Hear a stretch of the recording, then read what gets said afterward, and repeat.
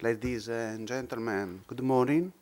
It's a great pleasure for me to welcome you to ENI Enrico Mattei Foundation lecture on the global revolution of unconventional oil and gas, new markets, new governances, new policies.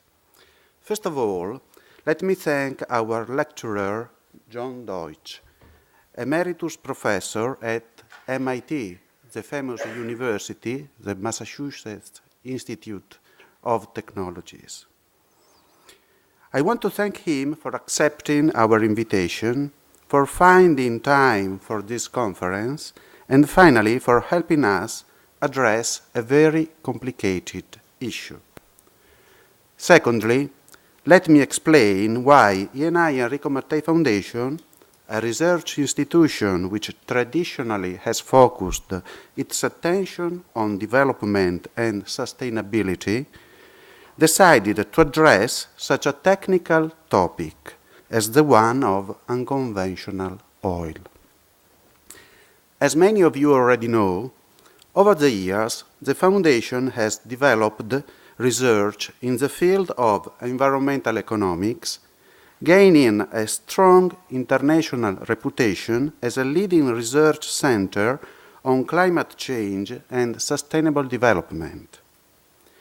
These topics are investigated by the Climate Change and Sustainable Development Research Program, which constitutes one of the pillars of FEEM's research activities. By the way, following a debate started 2 years ago within the board of directors, our research plan has been updated. With the intention of adding the study of the social and the human dimensions of the development to the more technical and academic research, the FEEM's board of directors decided to give greater emphasis to the Economy and Society Research Program in order to widen the range of topics, including the great ongoing geopolitical and economic shifts. In our opinion, the revolution generated in the USA by the extraction of unconventional oil and gas represents one of these major shifts, and it is a perfect example of the interconnection between technology, economy, geopolitics, and society. If the unconventional oil and gas revolution is going global, this process could mark a turning point in internationally consolidated political and economic scenarios, and its arrival could shape the supply picture for years to come. Important transformations in terms of transnational relations and related energy, economic, and social flows are likely to happen and must be addressed in order to tackle these challenging and timely topics. This is why ENI Enrico Mattei Foundation decided to organize a cycle of lectures focused on the global impact of the tight oil revolution. In 2013, on the 3rd of December, we hosted the first lecture here in Milano. In that meeting, our speakers, Bassam Fatou, who is the director of the Oil and the Middle East program at the Oxford Institute for Energy Studies, and Bahattin Buyuksain, who heads the research on commodity markets at the Bank of Canada, tackled the topic from the quantitative perspective. They gave us a preliminary overview of the development prospects of the tight oil, their impact on the international import-export flows of oil, and their impact on oil price and global production. Buyuksain and Fatou addressed this topic depicting a different scenario as a result of their different assessment of this phenomenon. Buyuksain has been quite doubtful about an astonishing worldwide tight oil growth, although he believes it could have an important local impact on USA oil trade balance, increasing national oil production and decreasing oil import. Bassam Fatou has been more optimistic, predicting a scenario where future tight oil growth is quite strong, even if it could have a little impact on international oil price because unconventional oil remains costly to produce.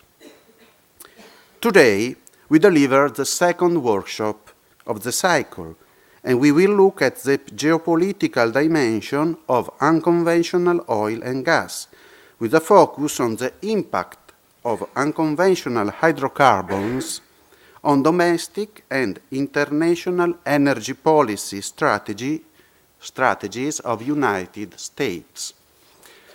We could not hope to host a better lecturer than Professor John Deutch to address such a complex and strategic topic.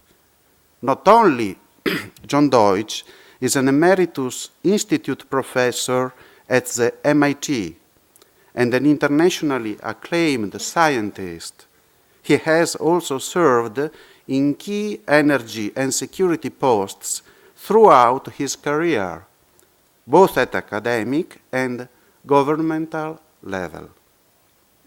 Just to remind, John Deutch has been Deputy Secretary of Defense, Chairman of the Task Force on Energy and U.S. Foreign Policy, Secretary of Defense for Acquisitions and Technology, and, last but not least, Director of Central Intelligence Agency.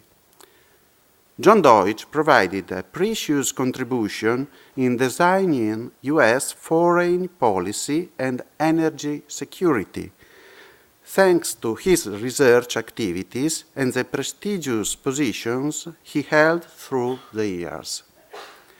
It is no surprise that both the academic and the institutional arenas bestowed several fellowships and honors on Professor Deutch.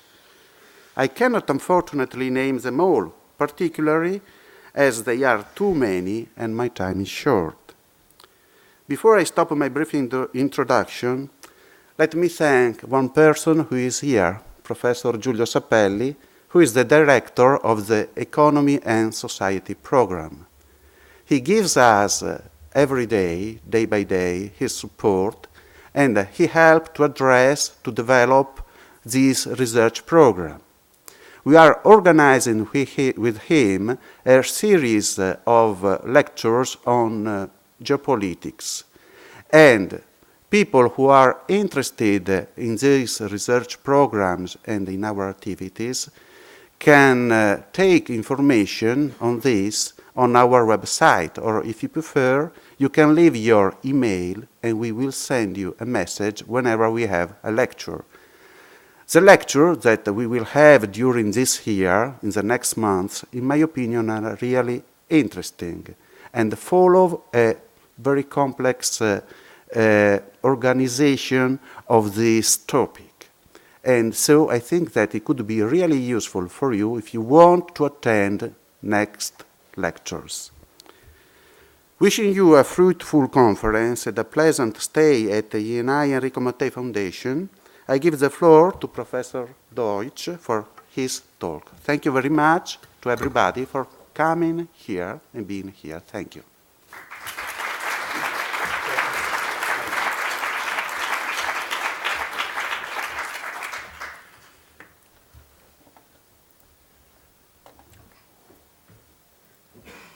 No, we've got to go. We have to start at the beginning here, don't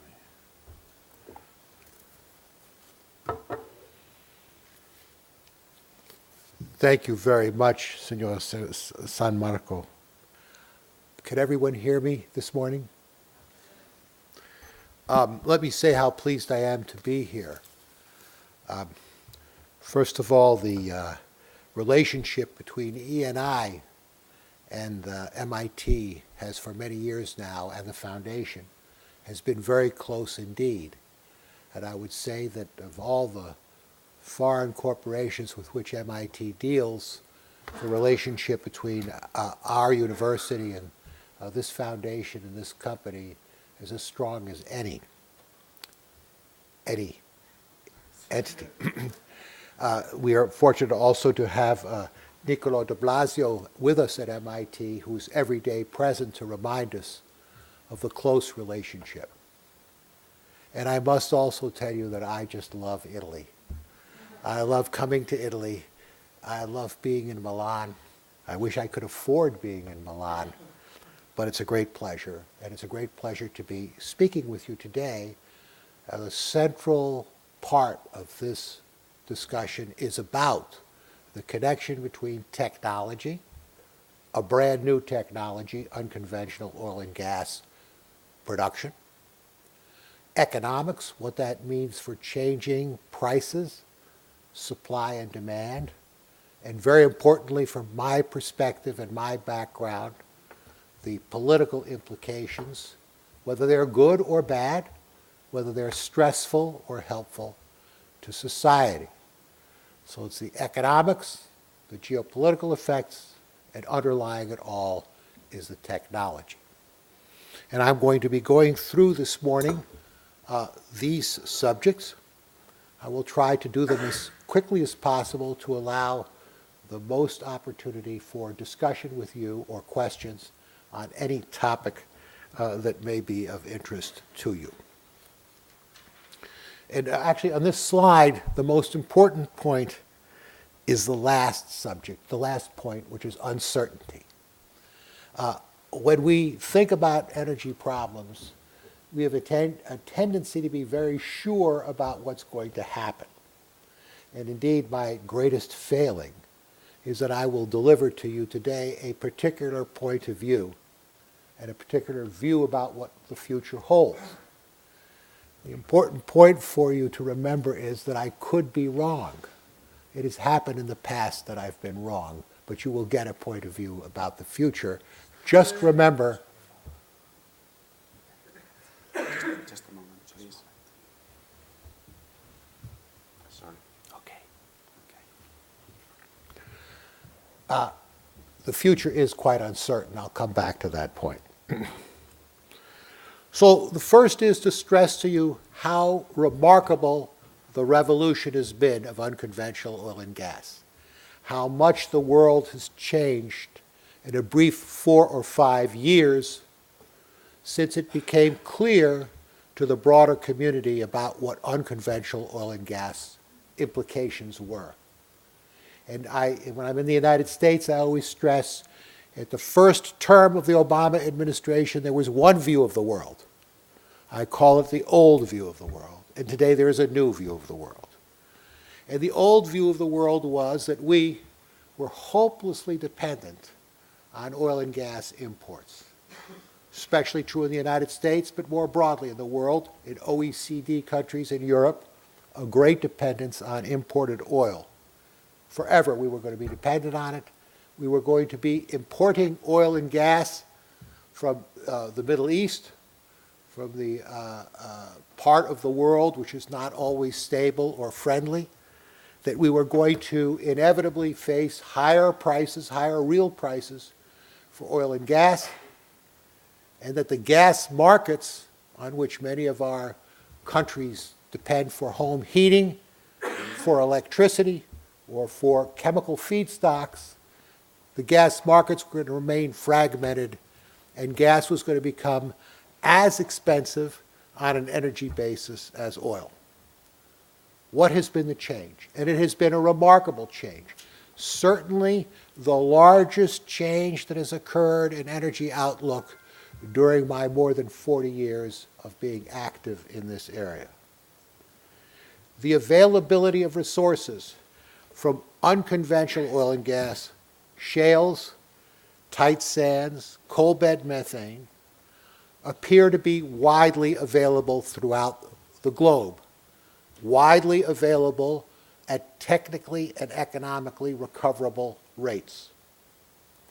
Previous economies that had been dependent and assumed to be dependent on imported oil no longer appear to be that way, and that is certainly true for North America, the largest importer of oil after China today. That the increased supply of oil and gas around the world is likely to lead, not certainly, again, remember the issue of uncertainty, to lower prices, and this will be of benefit to many people. And that we may move towards, over time, a global rather than a regional natural gas market. So this is a starkly different view of the energy outlook for the world. Now, there are enormous implications of this change. To be sure, oil and gas will remain to be key to both economic affairs and also, very importantly, the theme of this discussion today, geopolitical changes around the world. Consumers will benefit from these lower oil and gas prices. I remind you that in the great city of Boston, Massachusetts, where we use natural gas to heat our homes, the price of natural gas today for an old person or a poor person to heat their homes is 1/2 what it was 5 years ago. So there are tremendous benefits to consumers from these lower prices of oil and gas. But of course, with that comes greater demand for petroleum, and that greater demand for petroleum will interact with the economic and political matters that we are discussing today. And especially the lower price of natural gas means that there will be new uses for it, beginning in the electricity sector, where already in the United States, natural gas is pushing out coal, a major source in the United States of greenhouse gas emissions. Natural gas is now the lowest cost and preferred generator of electricity compared to any other source of electricity. And it will not only push out coal, but also nuclear power, and to be sure, renewables, that is solar and wind as well. The consequences of these shifts, both in terms of the prices of oil and gas and the mix of resources, means that there will be winners and there will be losers, and it is that process of winners and losers that puts the geopolitical strains that I want to speak with you today. I must begin with one moment about what is different about unconventional oil and gas. And it is very different. And I'm going to have 2 or 3 slides just to describe to you what the difference is. Here, the first is a cartoon of a typical unconventional oil or gas producing system. And I want you to contrast it to the traditional old picture that one may have in one's head of a single oil derrick drilling rig in the desert. Here you have an industrial facility where a well is drilled at a depth of 2-3 kilometers, and then there are lateral spots pulled out from that well which can extend as much as 5 kilometers. Along that whole distance, one perforates the the lateral well there, perforates into the formation with explosives, and then injects enormous amounts of hydraulic fracturing fluid to break the tight surroundings and release the oil or the gas or the mixture of oil gas which is present there. It is a vastly more complicated and sophisticated technical production activity than is the traditional picture of oil production. And the point I want to make to you is the scale, the size of this activity. It relies on 2 technical advances. One is the ability to drill very large distances to very precise locations over kilometers to come within just a few meters of where one wants to go to put the end of the well. And the second is the size of these distances which have to be drilled to make the production. So the scale of this production should be kept in mind. Here's a picture, a rather unfair picture, of what a particular production site looks like when it is being drilled and produced. And the point I want to make to you is you see those trucks. There are a lot of trucks around that drill site, that drill rig, or that site from which the drilling takes place there in the middle.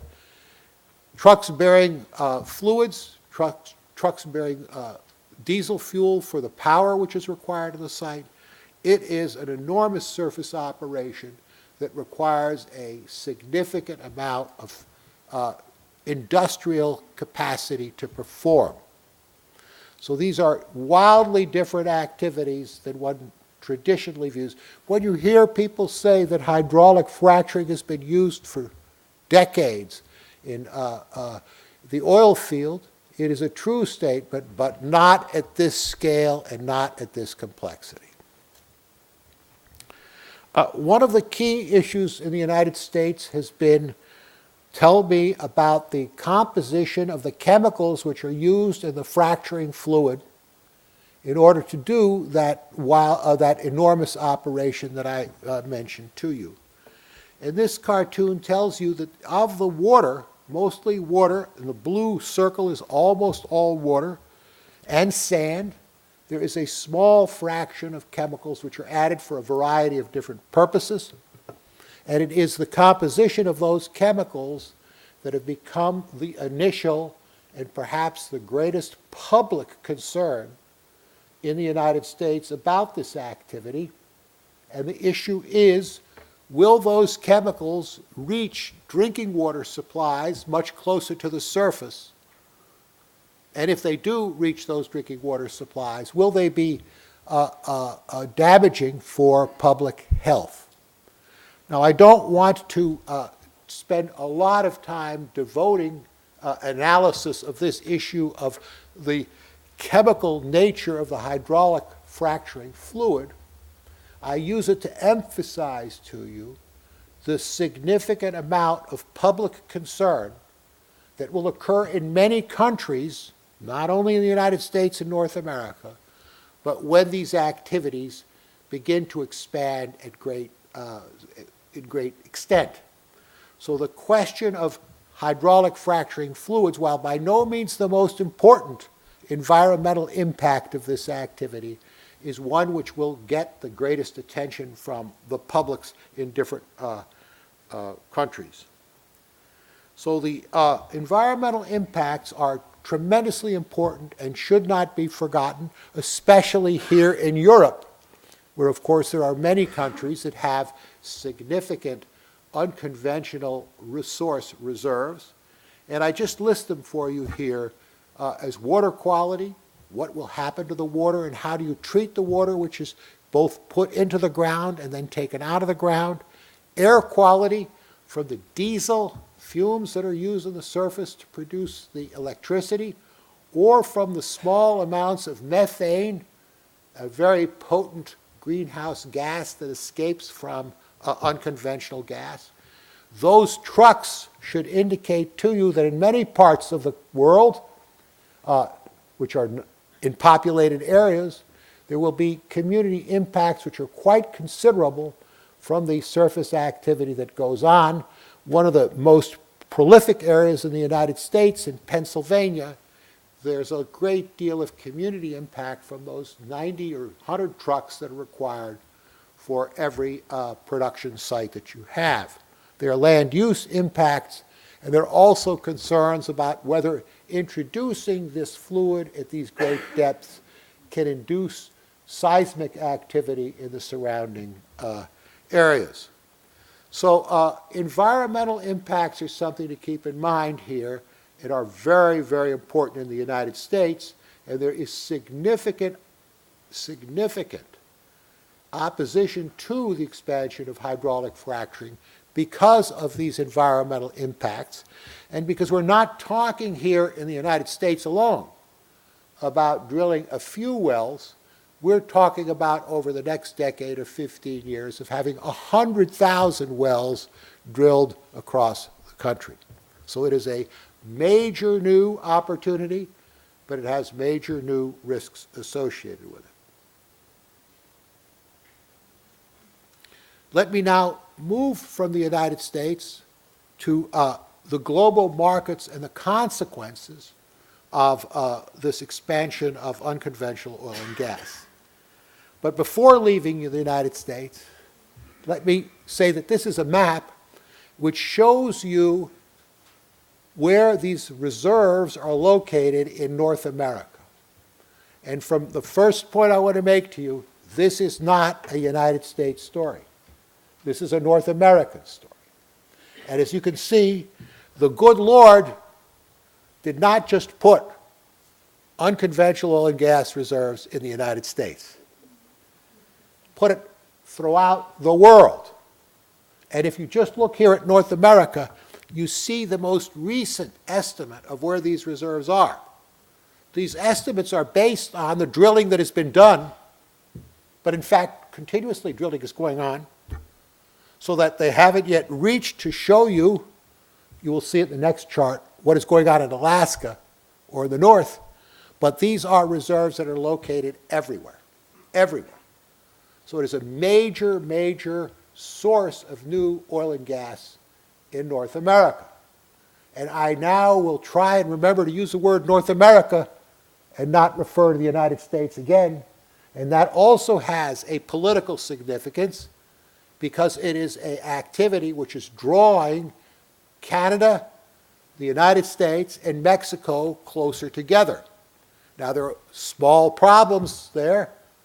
With respect to Canada, you can't go anywhere in Canada without somebody asking you, are you going to improve, is the United States going to approve the XL pipeline bringing heavy crude through the United States down to the Gulf Coast?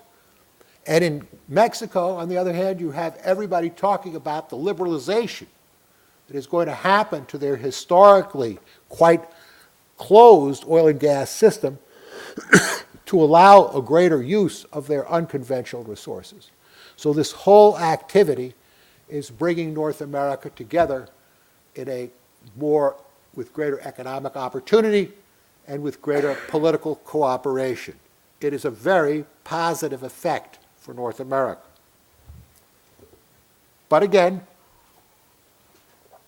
good Lord didn't stop at North America. Oh, I'm sorry, I apologize. I wanted to just give you this chart which shows you how rapidly the unconventional gas and oil has gone increased in the United States. And you could just see that in a period of, I think, a brief 5 years, 6 years, there has been a really sharp increase and continued increase in the production of this resource. It is not happening slowly in the United States. It is happening very, very rapidly, which is what brings people's concern about environmental impacts. So when it happens rapidly. Now here is the most recent emphasis, the most recent estimates of where these resources are located around the world. Now here you still see a lot of presence in North America. You begin to see in North Alaska some of these unconventional reserves, but basically they're everywhere. Unconventional oil and gas resources are available everywhere in the world. The opportunity is there. That doesn't mean that they will be equally rapidly exploited or they will be equally inexpensively produced. But the point is, it is a very different map than if I showed you a map of where conventional oil and gas resources are located, which are primarily in the Persian Gulf, the Middle East, and Russia. It's everywhere. So this is enormously significant. This is a table which lists the places where these reserves are located. And what I like about this table, what's most interesting about it, is the countries which aren't present, but might be present. For example, for some reason, Brazil is said to have technically available shale gas resources, it says on the right-hand side, on the right, table number 3, but Brazil's not mentioned, I believe, on the left-hand side. Or Colombia, which I happen to have been to, invited to come there and discuss with them how they're going to produce their unconventional resources. Colombia is not mentioned in either column. So there are many countries here which as yet have not made the reporting list, but again it shows you how broad this presence of unconventional resources are around the globe.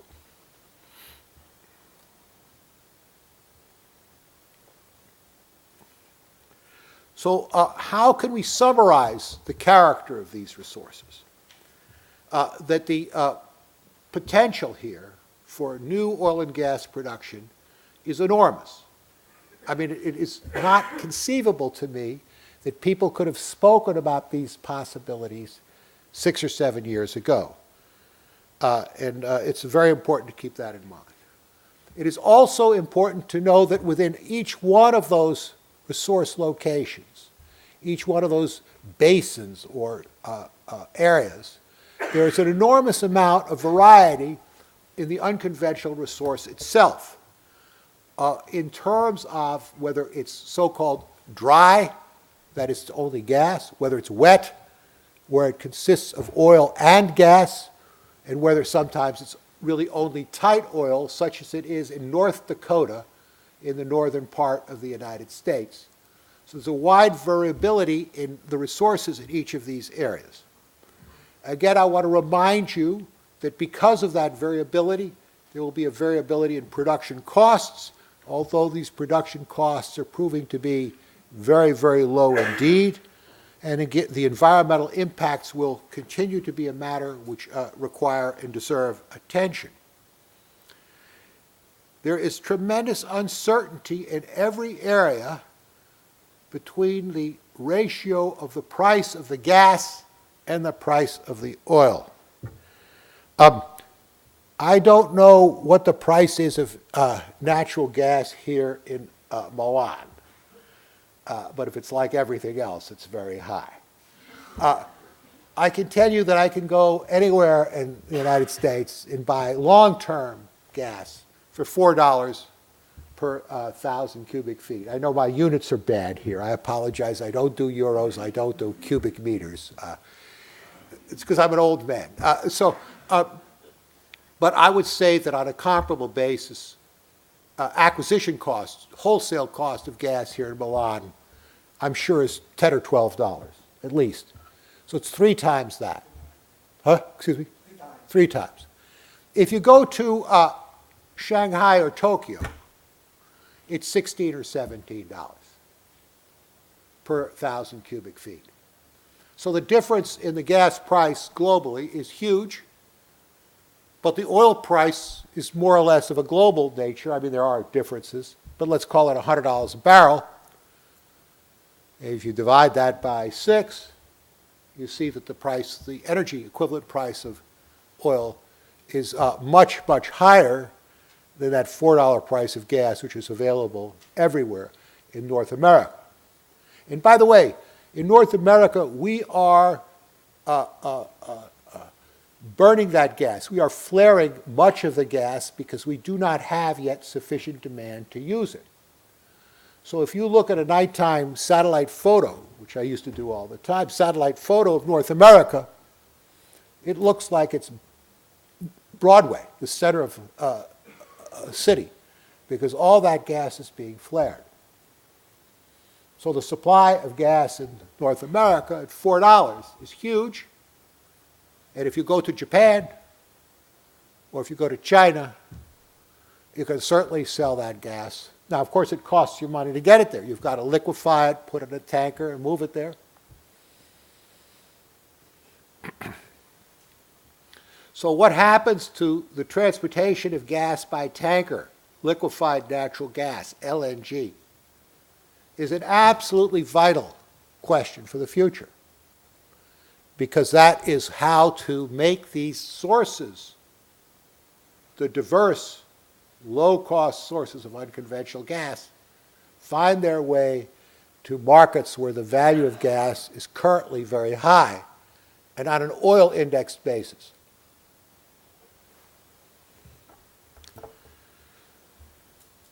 The next point to make is because of the size of the unconventional oil and gas production that I showed you on those early charts, the cost of developing and distributing that gas, including the transportation of it if you're going to use LNG, there are enormous infrastructure costs for developing it. So this is not a revolution that is going to occur as rapidly elsewhere in the world as it happened in the United States, North America. I will come back and spend a little bit more time describing to you about why the pace of this development will be lower.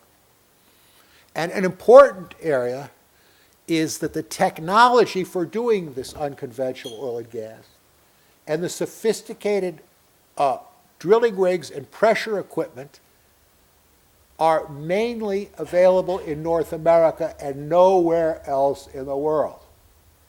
It's not as if there are this kind of technical sophistication of these drilling rigs and the crews and the seismic knowledge necessary to do it. It's not equally present around the globe.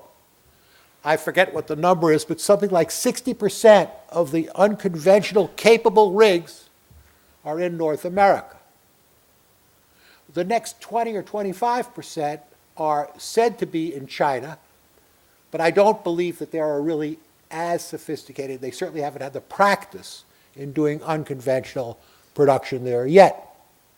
So another part of the problem is the diffusion of the technical knowledge required to realize this potential. It's a very important point. And interestingly enough, the basic knowledge, the engineering knowledge and the engineering practice exists in the investor-owned oil companies and in the service companies, but not typically in national oil companies. So there has also been a shift from what had been a trend to greater and greater market power in conventional oil and gas towards the national oil companies has now been reversed in this unconventional area to be very much in the hands of investor-owned oil companies. And because I'm trying to be polite, I'm not quite sure where I put E&I in that category between national and public oil company. But my point is that it has to be a place where technology can easily enter the company and where there is not only the attention of major resource holdings that capture all of the attention of the national oil company itself. So that, in that sense, it's certainly not the ENI.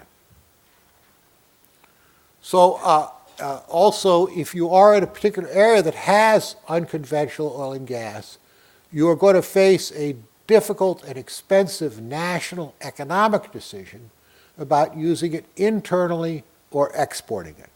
And there are many countries, which I will come to later on, which face that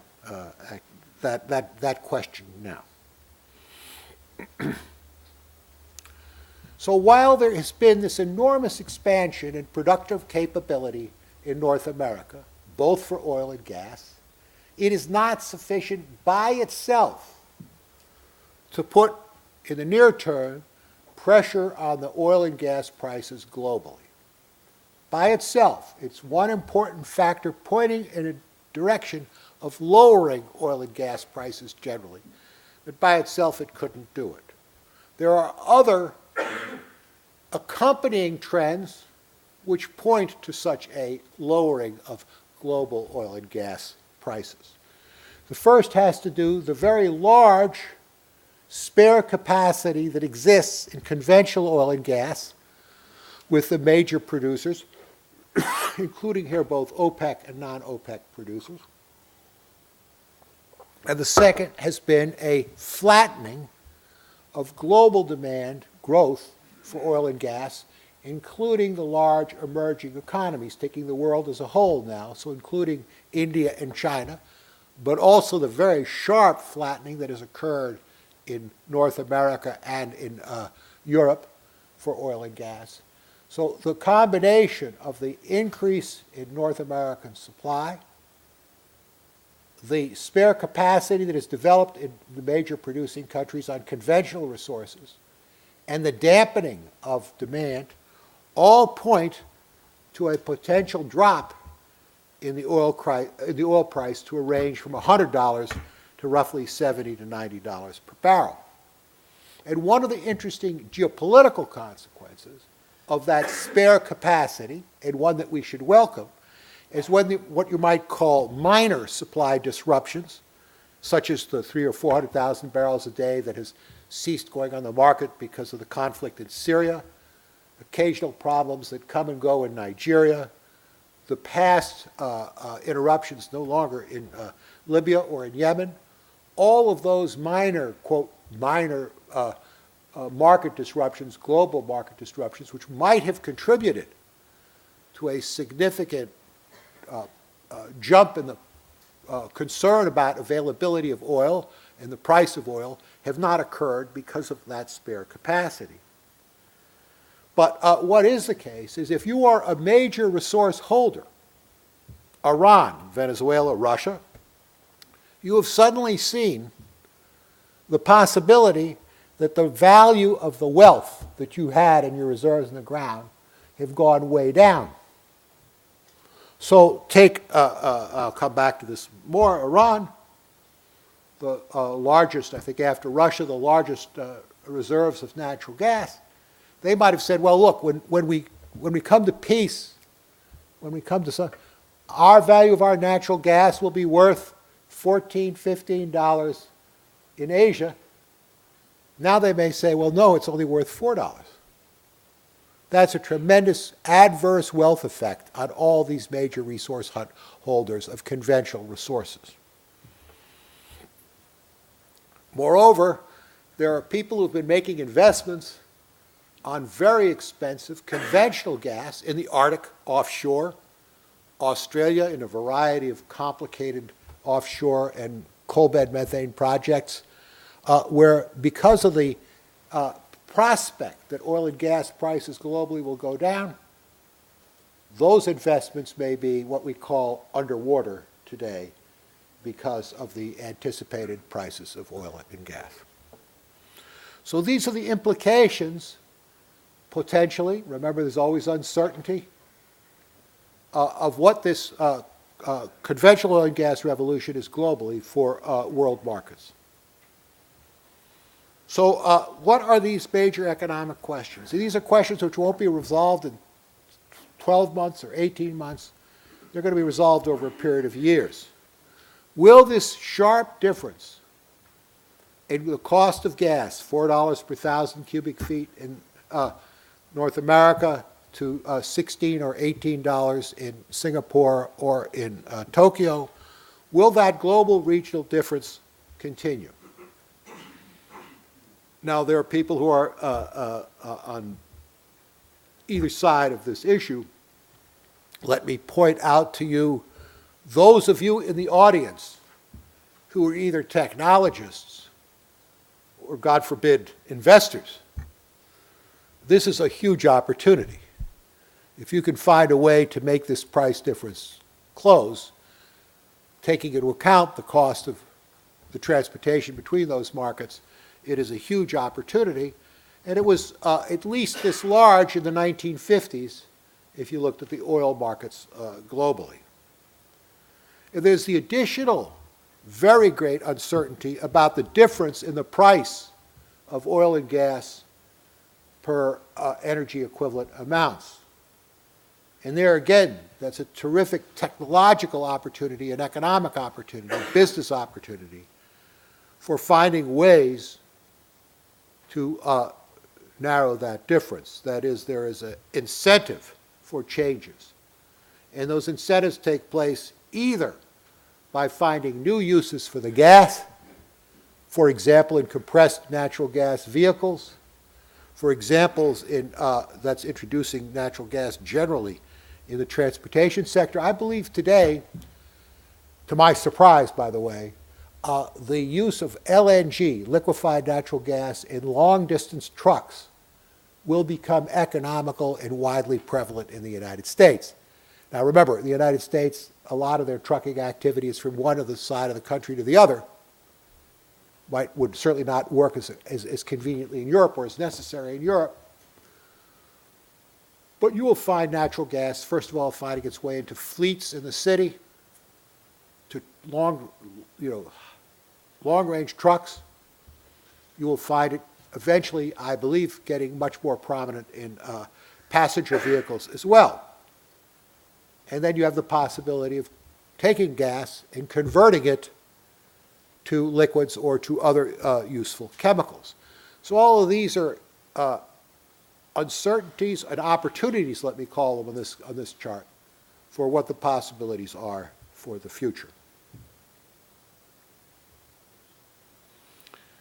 Let's now talk about the geopolitical matters with greater attention to particular areas, particular questions, because that's which will focus attention on the kinds of issues that may come up. Well, I said I would come back to, and I will briefly come back to, what will determine the pace of this expansion of production around the world. You know, the United States is unique, I believe, in the world, that the reserves under your home, oil and gas reserves under your home, they belong to you. They don't belong to somebody in the government. That means that if a company comes and says, can I drill in your farm? And we will pay you for the oil and gas we take away, that comes to your benefit.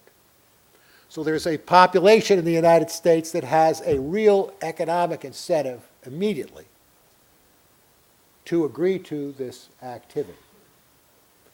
Everywhere else in the world, between those resources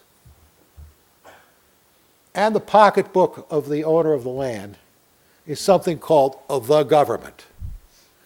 Depending on where you are, that can be a gentle or not so gentle presence. Excuse me. I mean, if you're in Mexico, you have one kind of government. If you're in France, you have another kind of government. But in the good old free United States, it's you and your pocketbook, no government. So that's a huge difference in the public acceptability of this activity. Doesn't mean it's a good thing. I'm just saying to you it's a potent force. And as I mentioned, there's much greater presence of the technical drilling rigs and knowledge available in North America than there is elsewhere in the world. And so it's going to be a long time before this activity. Doesn't mean it's not going to happen, and you shouldn't start thinking about it now. And the geopolitical consequences will be felt now because expectations are what influence the geopolitical consequences. But it's not going to happen overnight. And there will certainly be impacts in the United States. Now, I'm not speaking about North America. The first is, I mean, I never thought I would see this day, but there are tremendous debates in the United States now about allowing the exports of natural gas and of crude oil from the United States to other parts of the world. Now, this is a rich, complicated, and long discussion about the internal politics of the United States, which need not be of interest to you, but it is very likely that the United States will do some exporting of oil and gas. Can you imagine? We used to say, gee, we're completely dependent on the Persian Gulf. Now we're talking about exporting oil and gas. That is going to make the United States a bigger force in global energy markets. It doesn't mean that we are energy independent, and that's a very important difference. We are going to be, North America will become effectively import independent But we will still be energy dependent because our prices will reflect world prices, number one. If there's a disruption somewhere in the world price will go up and we'll feel it in our economies. But number two, our closest allies, Italy, Japan, Germany, will remain dependent on imports. So we are not energy independent as a result of being import independent or effectively import independent. But we are certainly going to be a bigger presence in global energy markets than we were in the past. And because we have that greater flexibility, and because our allies have a greater diversity of supply and lower cost supplies, the constraint that energy is placed on our foreign policy will change and be reduced. So on a geopolitical basis, this trend over time is very much to the political interests, the geopolitical interests of the United States and its closest allies. So we're going to look at some country examples. So I have a series here which I'm going to briefly go through. I'm not going to spend much time just to give you a sense of the different kinds of questions that come up. I want to remind you, although it's not, the first and most important thing is to make sure that you don't get yourself involved into an armed conflict as a result of the pressures that may come up. That oil and gas is only one aspect of the energy relationships between countries. And some of these geopolitical effects can be seen in a bilateral way, and some of them will show up in a multilateral way. And there will be examples of that here in these few examples that I go through. I think I have 6 of them, as I recall. Well, my first example has to do with Iran, and here's really in a way where all of the rich texture of these geopolitical effects come into play. If you stand back and ask yourself, what is the strains that occur between the West and Iran, there really are 3. One of them is that Iran is seeking nuclear weapons capability, and one wants to constrain that. The second is that Iran is a sponsor of terrorism. The third is the much additional tension that is placed by Iran on the Israeli-Arab conflict. And then there's this awkward matter that Iran supplies 3 million barrels of oil per day to the world oil market. In the past, that Iranian contribution to world oil really did influence how much and how aggressive Western countries would be in putting pressure on Iran, this could be understandable, on reducing their nuclear activities or changing their nuclear activities, or even what kind of action was taken against Iran for its terrorist sponsorship.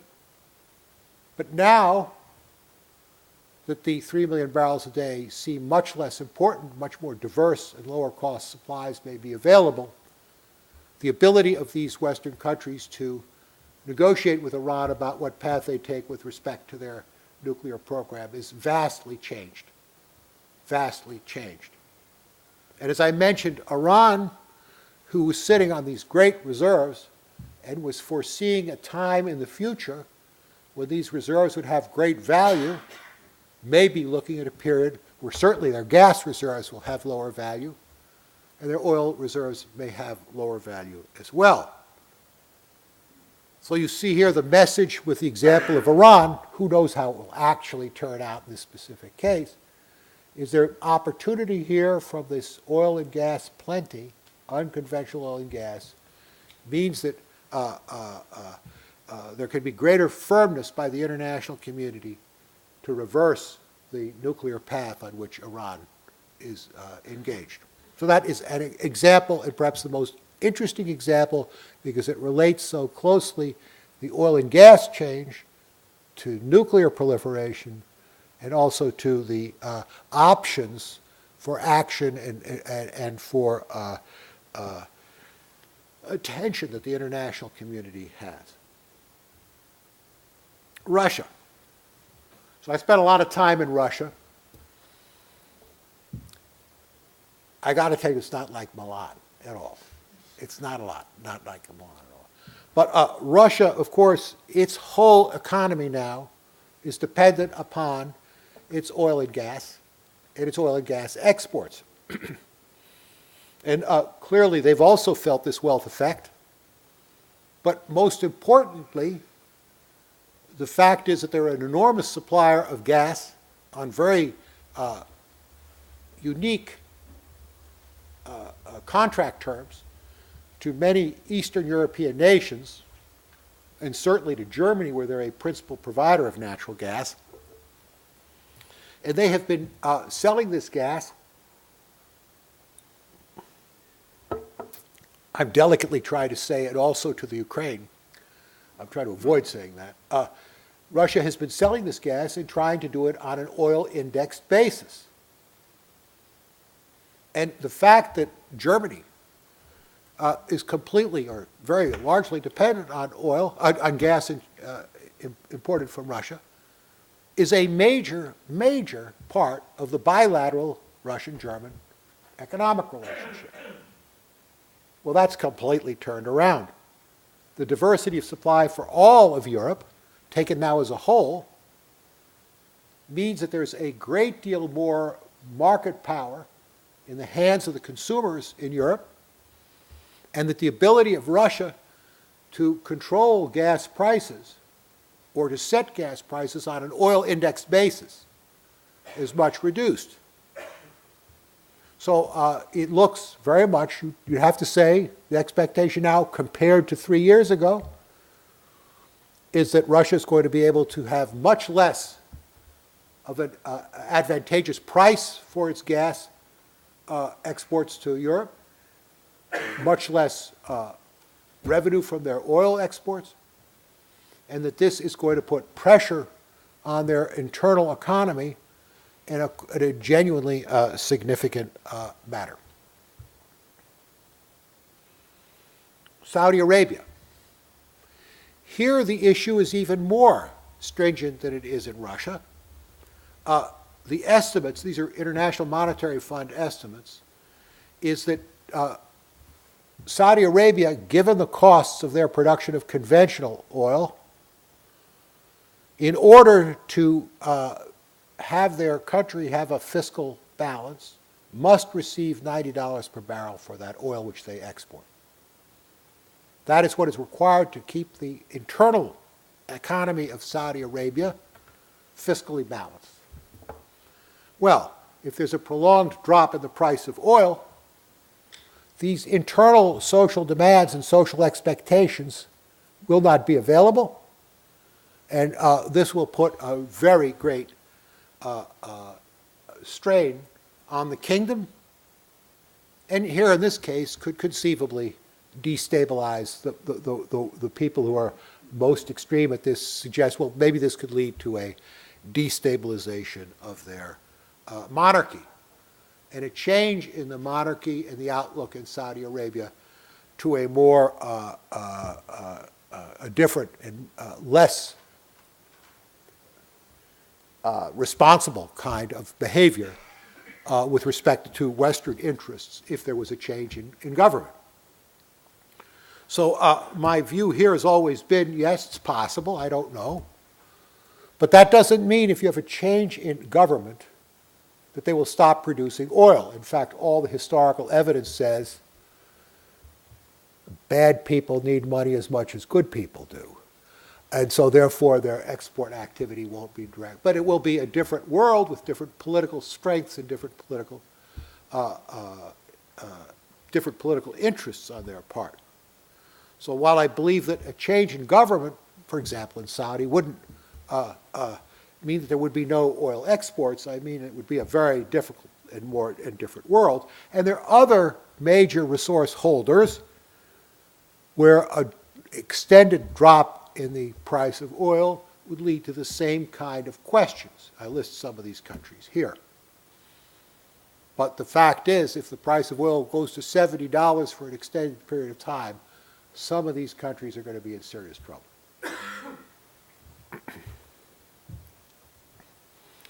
China. Well, China is really the most, as always, the most interesting and enigmatic case. Why? Even this morning here, we talk about China and what China intends to do, what China's expectations are, what China's going to do.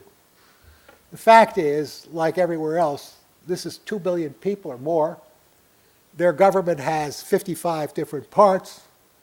They have complicated different objectives in the different parts of their government. They have provincial government, they have national government. So what they actually, there's not one smart Chinese central authority which says we're going to do everything this way and everybody jumps into line. So it's a little much more uncertain. But we do know the following. We know that China's growth is likely to continue, and they are certainly going to be consuming increasing amounts of oil and gas. They're doing that in part because they're building a very sharply increasing auto fleet, but they're also using more gas. They would like to use more gas in their electricity sector to replace both diesel and coal. So they're looking for other sources of oil and gas. And in place of, they've done something which is, I might say, to me quite understandable. They said, we need to rely on oil and gas. We have to worry more about controlling our dependency on imported oil and gas. So they have this policy of saying going out for gas, going out for energy, going out for oil. And they make bilateral arrangements with many different countries under the assumption that if they have a bilateral arrangement with a country like, let's say, Sudan or any other country in Africa, their bilateral arrangement will have political attachments to it, will draw those countries closer to China, and they will have a, quote, secure source of oil. But now they see the possibility of unconventional oil and gas production in China as substituting for that terrific dependence on increasing imports. Now they have a specific problem that they don't have the massive amounts of water that are needed, and water is perhaps as big a problem as oil for China. And they have the prospects of using unconventional oil and gas from neighboring countries such as Kazakhstan. But they certainly are interested in exploiting this proliferation of possibilities of diverse oil and unconventional oil and gas supplies around the globe. Because they are, today, the poster child for the country that needs to import oil and gas. So they're going to be exploring these different opportunities, and it may well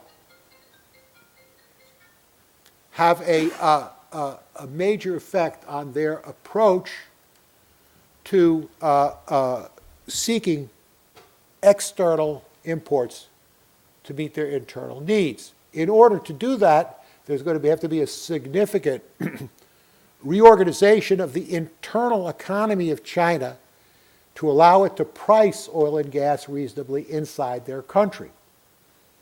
So China remains here very much an important actor, and how it changes its behavior because of this unconventional oil and gas revolution is one of great interest and by no means certain. Venezuela. Now, this is a U.S. deal, but we have had a problem with Venezuela for a long time. They have been a thorn in our side. Now, not enough, to really do anything about it. But they don't like the United States. But they have been doing something quite successfully. They have been subsidizing the oil import needs of the small countries in the Caribbean and in Central America. It's not a lot of oil, and they just give it to them at highly subsidized prices and draw them to Venezuela politically, admiring Venezuela and being grateful for the economic assistance that they get. Well, now we're in a position where the United States quite easily could replace Venezuela as a supplier to the small countries in the Caribbean and Central America. And that may not be big news to you, but it is big news in the United States. So Venezuela here will see a greater activity of the United States in using, I should say, the United States can elect to do this, it has not done so yet, to use its newfound wealth in North America to displace Venezuela politically in areas of importance to our country. I chose this last example, Mozambique, because I knew it had local interest. It has local interest for me too. E&I and an American company called Anadarko, whose CEO is a friend of mine, have big investments in Mozambique. I just use this as an example. I really know very little about the precise nature of these investments. But I do know that there's a lot of gas in Mozambique, and it would have made sense 4 or 5 years ago to say, gee, what we're going to do is we're going to take that gas, we're going to liquefy it, and we're going to ship it to Japan and get $16 per 1,000 cubic feet, and it'll be a great thing. And certainly that's what Anadarko. But now, I don't know the plants are actually under construction yet, but I don't think they are. But now, it's not sure that we're going to get that oil index price. I think it'll be very hard to find a buyer. I don't know anything, have any inside knowledge of this. So are we going to go ahead with this or not? Big question. And that's very similar to a lot of places elsewhere in the world. If I don't know that I can get an oil index price, many of the projects won't make sense. And if I have to worry about not having an oil index price, how quickly I'm willing to do these investments and make them. But there's another interesting point that I want to make about Mozambique.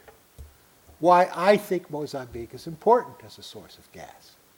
Because nearby, not immediately nearby, is Iran. And this is a source of gas which would compete head-on into any market if Iran really becomes a big exporter of gas. So that the idea here is, the point I'm trying to make here, is that having countries like Mozambique available as options for the production of large quantities of unconventional gas has a completely good effect for making markets for oil and gas more transparent, more competitive, more diverse for different consuming countries. And that is really where we want to go in our global economy. So let me summarize and say the thoughts that I want to leave with you is this: unconventional oil and gas revolution is a global deal. It is not something that only is having an influence in the United States or in North America. Thinking about it is not something which is going to take place over 18 months. It's going to be around for a decade or two. It involves integrating in your thoughts the technology opportunities, both for production and for use of the gas in particular. It has involved the economic complications of different regional markets and the different trends in the oil to gas market price ratio. And it has involved the environmental effects of doing that production in a way which is acceptable to the public and responsible. And finally, the third leg of this is the effect on geopolitical relations is vast. It's not the most important, not the only force, but an extremely important force for the globe over the next several decades. Thank you so much for your attention. I look forward to having a discussion with you. Thank you so much. Thank you.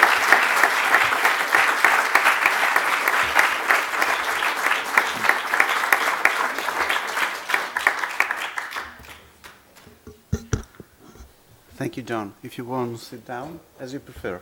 I'll stay here. Okay. I think Questions to you, if you could please repeat us the gas resource countries. Because there were like oil countries and gas countries. Could you, You mean on the slide? yeah, like the slide. You tell me which one you Yeah, want. because we were talking about oil and gas countries. Well, here are the gas reserve countries, but I think this is the one I had. Here. Yeah, thank you very much. Could you leave it? Sure. It's a publicly available slide from the Energy Information Research. the They are problem wrong, not me. Yeah. the problem is to find this slide. Yes, sir. Okay, Well, I was waiting for the mic. it's arriving. Thank you. All the political consequences you said on this low price of energy are based on the underlying assumption that the price at near the hub, for instance, will continue to stay at today's levels, $4. And I agree with that. But could you really say that near the hub prices will remain stable for a long time? Let's look to the Japan export of LNG. At $4, they are lower than the oil parity. At $6 or $8, they could be higher than the oil parity at today's oil level. If the price of oil will go down to 7, well, the consequence could be really interesting to see. So first of all, let me say I can absolutely tell you what the price of oil is going to be, price of gas is going to be, because I'm not going to be here to explain it when I'm wrong. And secondly, I've been wrong on the price of gas. That's what makes me a real expert. I've been wrong so many times that people only remember the peak, right, and peak. So it's just very hard for me when I see the experience in North America and how rapidly that production cost is going down, that we're going to have any sharp change in that trend in the price. I think it's going to continue to go down, the production cost. And I point to two things. The first is Mexico, which I think is quite likely to have a much more liberalized, is going to contribute to that supply piece as well. There is an enormous amount of flared gas going up now. And so also the $4 that you mentioned reflects the overpayment that U.S. oil companies made for their land acquisition, for their reserve acquisition. It is the trend in the production cost that keeps on coming down that leads me to believe that this supply is there for a long time. I mean, not 100 years maybe at this price, but certainly for a couple of decades. And I can get you 10-year fixed price contracts at $4. So the answer is, yep, we can be wrong, but all indications are that the production cost of that gas and the technology advances which are taking place continue to go down. If people pay too much for their land and try and recapture that will have a tendency to bring it up. But of course, you're quite right. It was my first slide. Uncertainty's large, right? But it looks as good to me as any other bet you'll make.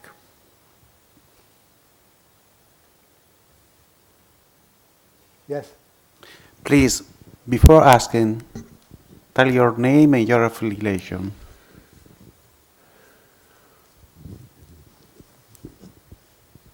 Yeah, I'm Eugenio da Crema from ISPI. Okay, talking about China, you talked about the possibility for China to increase their imports from Central Asia. But what about the increasing imports they are having from the Middle East, especially from the Gulf, and the increasing interdependence between the, for instance, Saudi Arabia and China, and since China is going to have constraints in developing alternative unconventional shale and gas, do you think it's a possible pathway for future developments in the geopolitical posture of GCC countries and China in the Middle East? The trend that was present with China's interest in Persian Gulf or Middle Eastern countries is less than what it was. It's still there, and it still could emerge, but my point is that this change in unconventional availability globally makes it less likely that they will make these special relationships than was true in the past with the Middle East or Persian Gulf. Because they're also developing the refinery system, specialize in that kind of oil. There was huge investment in Aramco. That's why I ask, because I think it's very strategic at this point. You mean Aramco helping them build refineries and things like that? Yeah. I think that may be entirely a downstream commercial opportunity, not necessarily a strategic one, but I don't know enough about their refinery system to really... Qui davanti.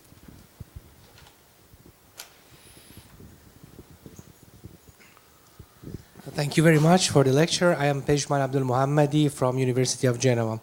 I'm originally Iranian. I live in Italy. I just wanted to ask about this unconventional changing that really is interesting, in my opinion. Do you think that this changing of energy on the Persian Gulf could also, in the next, I would say, 8 and 10 years, influence also the balance of power in Middle East, and also in a specific way on the political structure of Iran? Thank you. Well, normally the way that question is posed is, could this lead to the United States reducing its deployment or interest in having a military presence in the Middle East? And my very strong view on that is no. And that is because the United States has so many interests in the Middle East, not just oil, that it's very, very likely to be a presence there again for the foreseeable future. There are big issues of nuclear proliferation. There are big anti-terrorism questions. There are big questions with respect to stability of Iraq, Afghanistan, and other places. There's the question about a presence there on the Arab-Israeli issue. So all of those forces tend to keep the United States present in the Middle East. So my own judgment would be, and my own personal value would be, keep the U.S. presence there. So I don't see it. What effect it has on the internal stability of Iran is a question which I can't address fully. I can say that, like all these other countries, if they face, but they're not yet, they're now already having such great economic problems, I don't see that the trends I was talking about have as much influence on Iran as elsewhere, because they're not that much present. They're under such sanctions pressure already that they already have all the economic pressures on them. Thank you. Thanks to Mr. Deutch for your interesting talk. My name is Andrea Greco from the Italian newspaper La Repubblica. I would ask to know 2 questions, if you mind. The first question is about Europe. All these goods from the United States to us seems quite far, and I would like to know if you think that in Europe, where the unconventional oil and gas matter is big speaking and nobody does almost anything, will be in a few years effective in Italy, in France, or where else? And the second question, if in geopolitical relationships between Russia and countries as Germany, but also Italy, which are linked via take-or-pay contracts, and index on oil, there will be significant changes in the coming years? Well, answer the first part of the question. I'm convinced that European countries, the UK, Poland, some other Eastern European countries, they will begin to explore this. France, in principle, they certainly have the resources. The key question for how fast that goes has to do with this issue of public acceptance. It goes back to the issue of the environmental impacts that I mentioned to you. So managing that process is, in my mind, key to even exploring in these countries unconventional oil and gas production here. And each country is different, but that is what I would put first towards, if you're interested in encouraging this, it's how are you going to manage in each country the environmental impacts.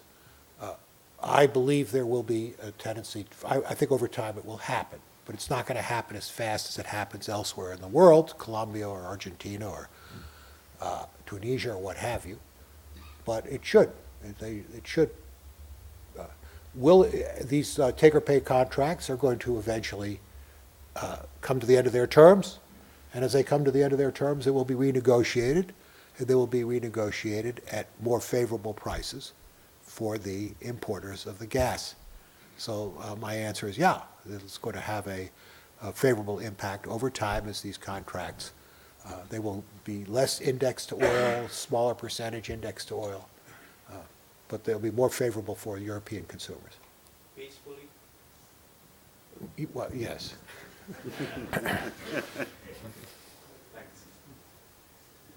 Yes.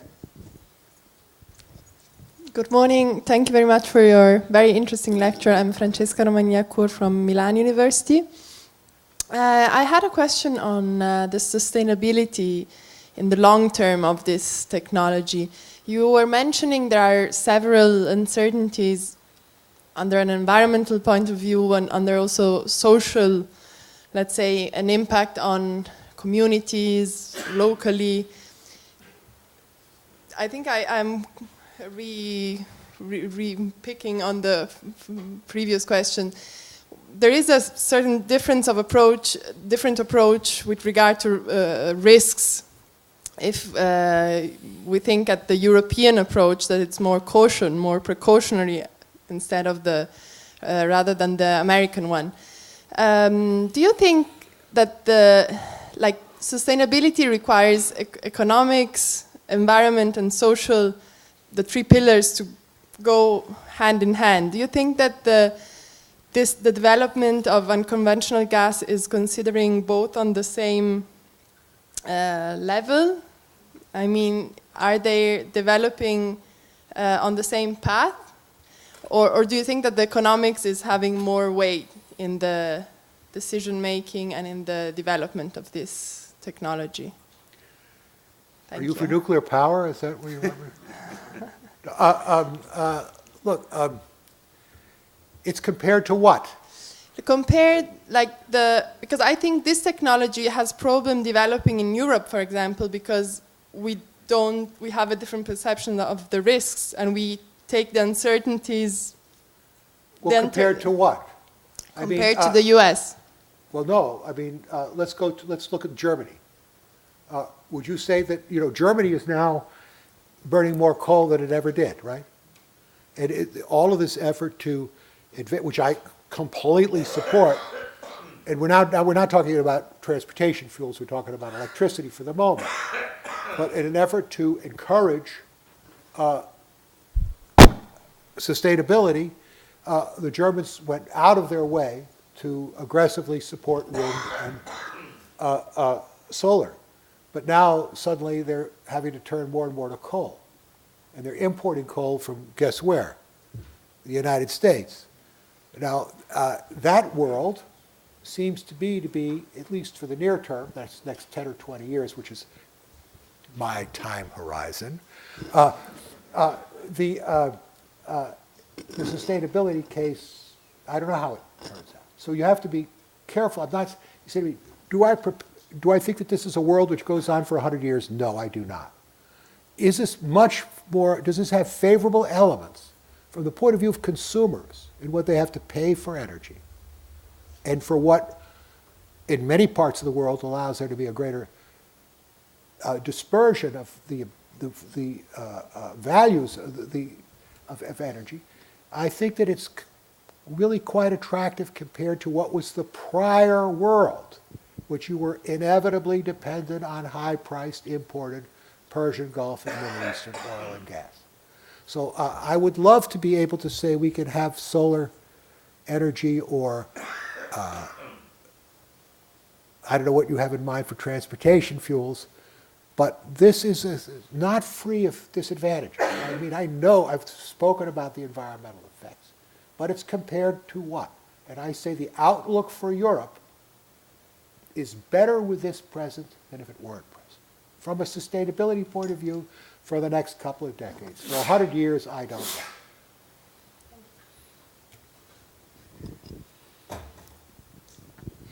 Yes, sir.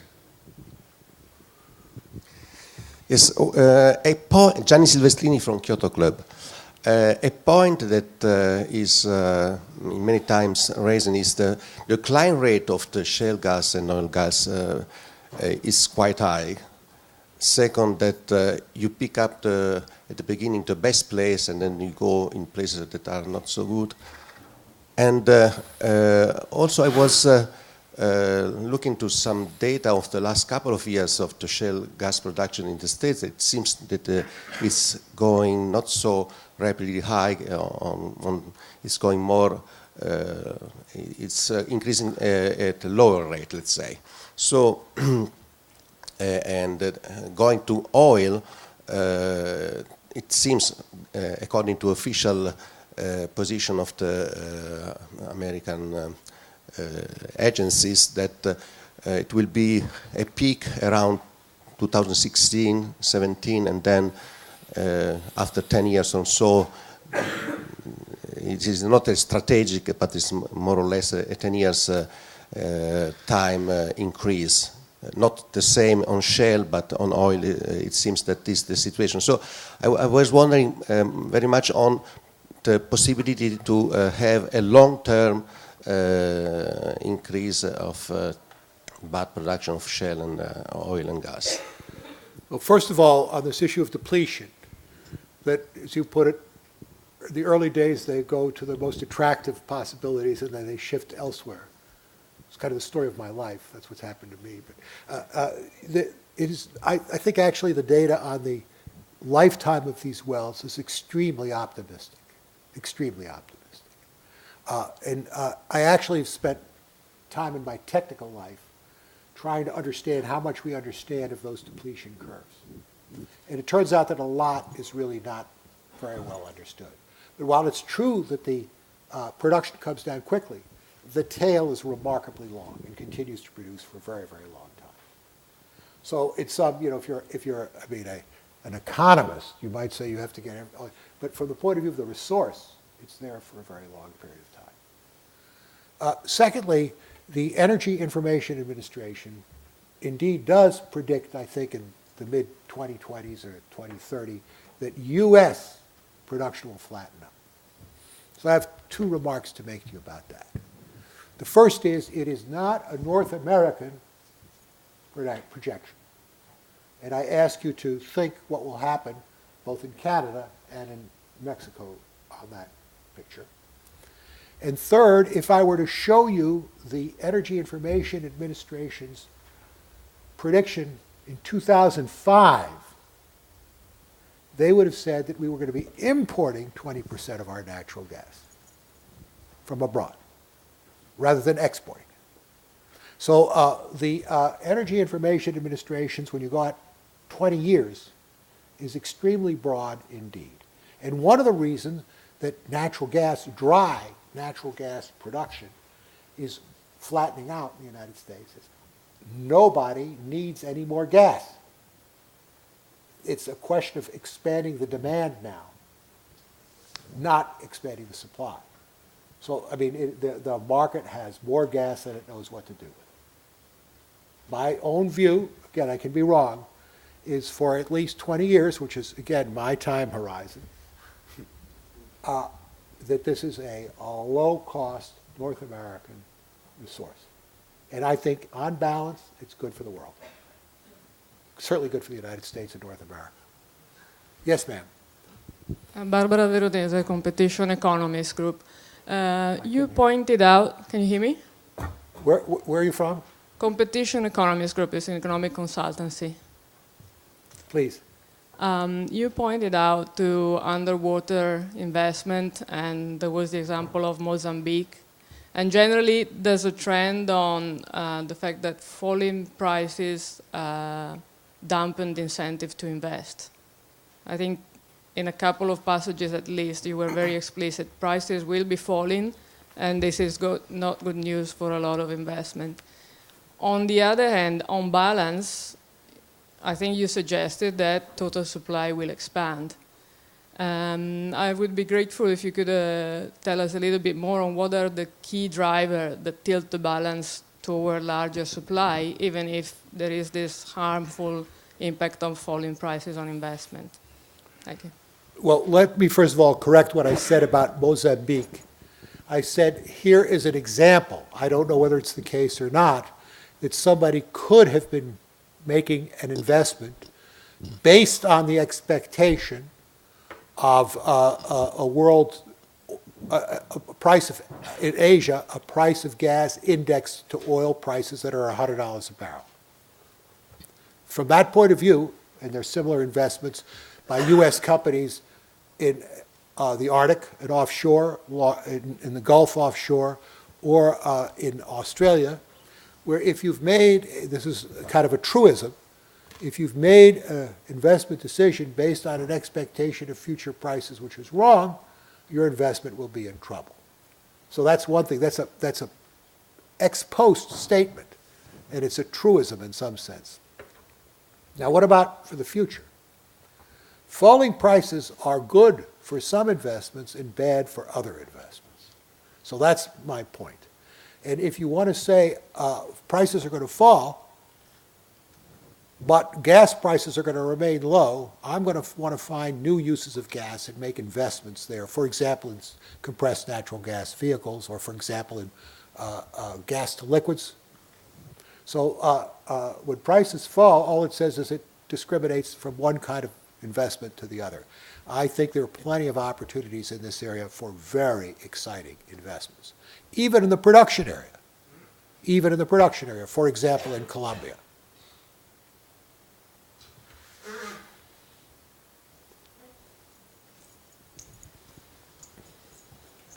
Maria Sblano, and I'm a private banker. Okay, so you said there are tremendous economic incentive for technology change. But you said technology, actually, only America has it, 60%. 20% China, but they produce it in different ways. So if I want to get tremendous economic incentive, I could not. If I would like to have tremendous economic incentive in transportation sectors, from one country to another with that different big prices, so I would say from the first country to the last country, in which kind of transportation do you have in mind? Because I would like to transport, for example, gas transport in liquid from one country to the other country because it's easily stocking, no? So which countries gives this tremendous economic incentive? Europe to Italy could give it, because if not, we can only use it, and we will never have, like Europe, any possibility to be independent or less dependent. You see what I mean? Well, your question verges on being an unfriendly question. You see, I'm sorry, I talk in generalities. I said that I started off by saying that, and I apologize for talking in generalities. Not all the knowledge is in U.S. or privately owned companies. Some privately owned companies are not in the U.S. Total is an example of a privately owned company, or BP, which would fall in having knowledge here, is not a U.S. company. Certainly there are many good Canadian companies, and there is a very good Norwegian company, and there's an excellent Italian company. So there are many companies which have some, but in general, it's not in the traditional large major resource holders, national oil companies. It's just not there, and that balance has shifted. It is a shift in the technology. I don't want to apologize about it, but it's of course not a general rule. Okay, now secondly, when I talked about uses of gas in the first of all, it's going to be in the power sector first. And the second one is in transportation. It depends on where you are. Well, let's say we are here right now. I still believe in Italy. I'd have to learn more about where you're, that it would be better to do fleet vehicle, urban fleet vehicles with compressed natural gas than with gasoline. Okay, now, I believe that. Now, it's certainly true in the U.S., but I don't know whether it's true in Milan. In Milan, I prefer to walk or use a bicycle than, I think fleet vehicles. In the United States, I said LNG truck, long-range truck transport, where they go from New York to California. That is not what you have here. So it's LNG trucks won't be. I think in the United States it will. And by the way, I'm now, again, don't want to make a general. You might even find it in locomotives, LNG in locomotives. But we don't know yet. Yeah, yes, sir. In one of your first slides, you said that there is not much hope for having a gas market, a world gas market in the short term. So let's imagine for a moment. I don't understand. Oh, sorry. What happened? You said in one of your first Yeah, slide yeah. that there won't be, at least in the short term, Yeah. a world gas market. Right. Now, let's imagine I'm a Chinese biogas or a Japanese biogas. If there is not a world gas market, I have to choose an indexation. Indexation to oil what means that I rely the price of gas on the overall balance of demand and offer for oil. If I index to the Henry Hub, I say that I have to, the price of my gas will be linked to the demand offer balance in the US market. So there is a risk consideration. There's a very risky choice this buyer should do. Which conditions are needed to have a real world gas market? I think the condition which you need for a world gas market is to have a good deal more LNG capacity or longer pipelines. So you have to have your gas pipelines oriented slightly differently than just sending them to Europe, and you have to have much more LNG capacity. But that will come over time. But I think you're quite right about that buyer of gas in Japan. That buyer of gas in Japan is going to say, if I can lock in $4 gas, Henry Hub, plus the cost of liquefaction, transportation, and so on, I have a floor of, I don't know what the number is, but call it 14 or 12 or whatever you want. He says, I'm willing to do that to protect my uncertainties elsewhere. It's not going to take it all, but she will be very interested in buying gas for a 10-year contract at those terms on Henry Hub. And there'll be plenty of sellers. Yes, sir. Thank you very much for your lecture. I'm Nicola Valmori from the European University Institute. And my question is about, you highlighted that the USA are less dependent on gas and oil importation from abroad. So my question would be, so their foreign policy, like towards Middle East, are less constrained than before? And if this is true, how do you judge the American position on Syria? So do you see like a change in foreign policy affected by these new technologies and development? Thank you. No.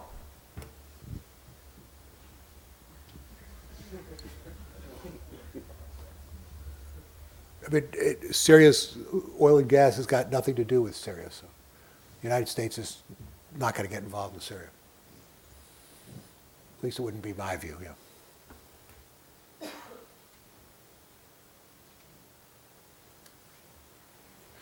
Thank you all very much. Thank you.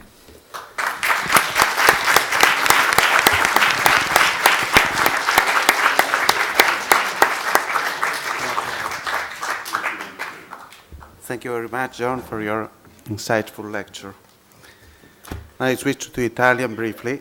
Voglio ringraziare, prima di chiudere la sessione e invitarvi tutti al buffet che ci sarà qui di fronte, volevo ringraziare anche il mio staff per l'organizzazione di questo convegno. Volevo ringraziare in particolare Filippo Tessari, Valeria Paponetti e Valentina Milella, hanno dato un grande supporto sia nell'organizzazione dell'evento che poi anche per gestire i rapporti con il professor John Deutch.